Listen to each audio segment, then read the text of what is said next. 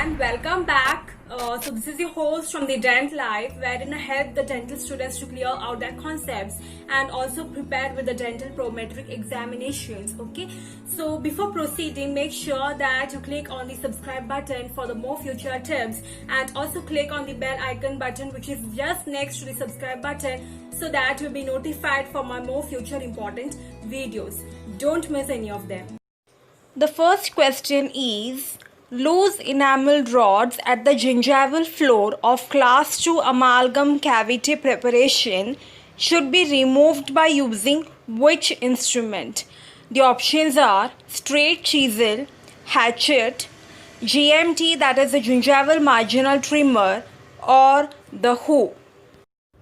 The answer is gingival marginal trimmer. The hatchet is a dental instrument which has three important uses. That is, it's used to break down the tooth structure which is undermined by the caries, and the next one is it is used for smoothing of the cavity walls and used for the sharpening of the line and point angles of the cavity preparation.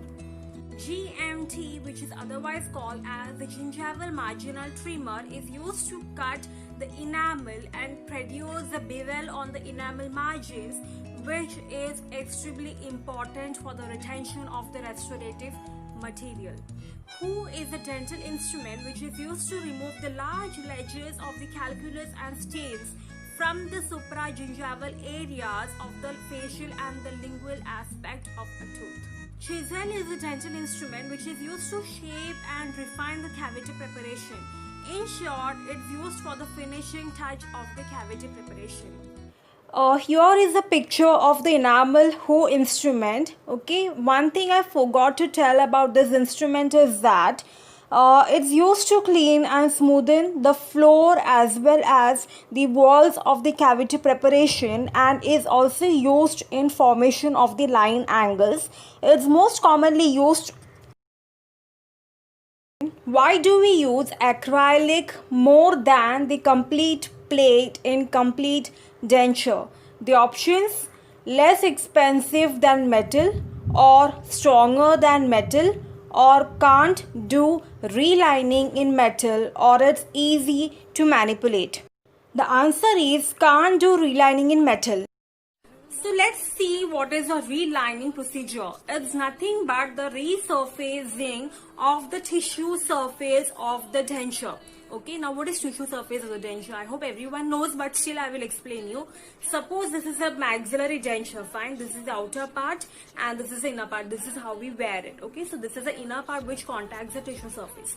So this will be your tissue surface, right? So the resurfacing of this tissue surface of the denture with the help of the new denture material, in order to fill that space which exists between the already formed or already produced denture contour and the altered tissue contour.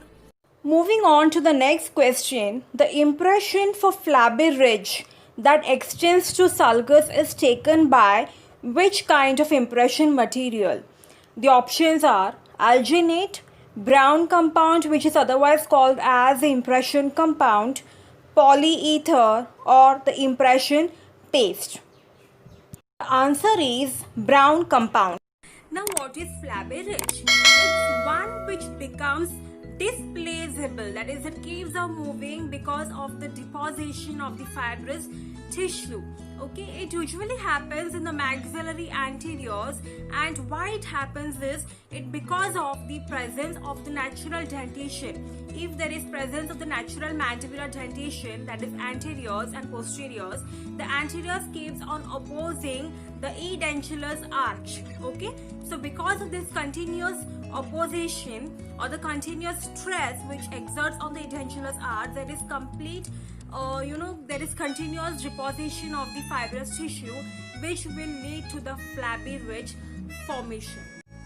How does this flabby ridge affect the dentures?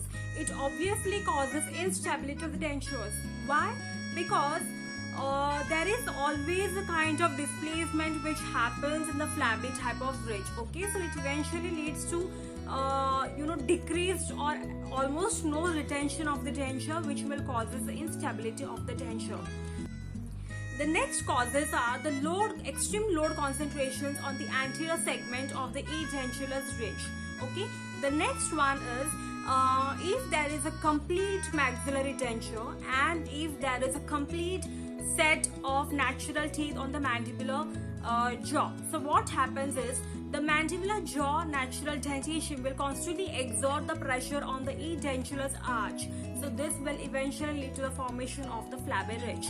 The next is if the patient does not practice the removal of the dentures at night will lead to the formation of the flabby ridge. Because the removal of the dentures at night is very important as it's the time when the mucosa gains its original form, that is regains its original form, that is the resting form. But if the patient does not remove the dentures even at night, so the mucosa does not get the time to regain its original form, because of which a constant irritation happens or occurs on the mucosa, which will lead to the formation of the flabby ridge. How to solve this problem? There is a set of advanced impression techniques which we have to incorporate to solve this problem. In this impression technique, what we'll do is we will compress the flabby ridge, okay, so that we'll get an optimal support for the dentures, but at the same time will not displace the non-flabby tissues, and this is called as the selective impression. Why should we incorporate this impression technique? Why can't we use the normal impression technique?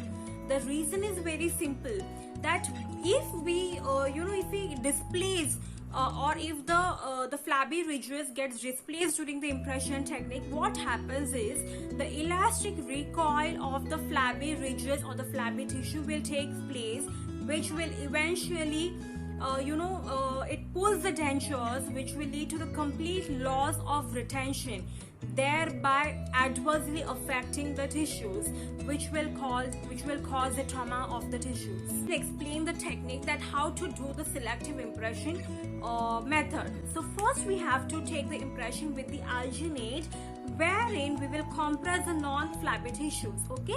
So after making the impression, we have to pour the cast with the help of the stone.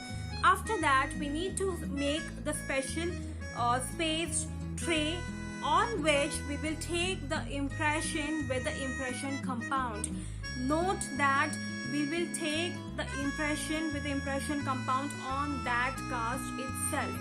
So by doing this, you will minimize the risk of the displacement of the flabby tissues. Another way of management of the flabby tissue is by the ridge augmentation by periosteal injection by using the hydroxyapatite.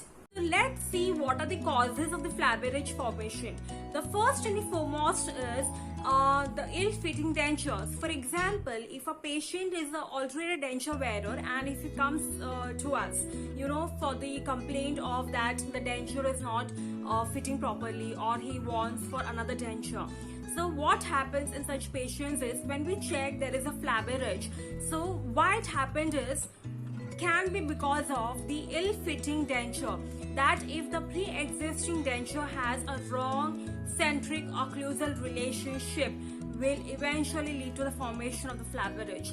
If the denture has the occlusal disharmony will lead to the formation of the flabby ridge. And if there is a traumatic occlusion which has caused because of the improper, that is ill-fitting dentures, will eventually lead to the formation of the flabby ridge. Moving on to the next question, FPD is more successful in single missing tooth, multiple missing tooth, or in maxillary teeth, or in mandibular teeth? The answer is single missing tooth. The detailed explanation of this question I have made in my previous video. Just check out its link in my description box so that it will be very simple for you to go through it. So thank you my dear friends for watching today's video. See you next time. Take care. Bye.